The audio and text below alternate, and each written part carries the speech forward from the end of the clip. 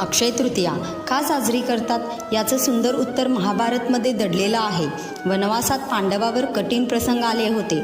रोज येणाऱ्या अतिथींसाठी अन्न देणं कठीण झालं.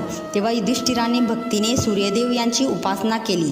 प्रसन्न होऊन सूर्यदेवाने द्रौपदीला अक्षय पात्र दिलं. असं पात्र जे दिवसभर कितीही लोकांना अन्न देईल, पण द्रौपदीने जेवण केल्यावरच त्या दिवसासाठी थांबेल. एकदा मात्र अडचण आली. द्रौपदी जेवून झाली होती आणि त्याच वेळी अतिथी आले.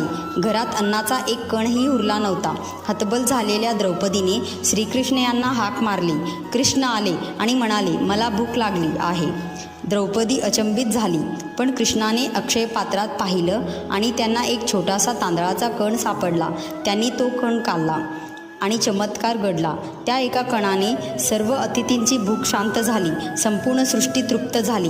म्हणूनच हा दिवस आपल्याला सांगतो की जिथे श्रद्धा असते तिथे अभाव कधीच राहत नाही. अक्षय म्हणजे कधीही न संपणारं, आणि त्या दिवशी केलेलं दान, पुण्य आणि भक्ती तेही अक्षयच मानलं जातं.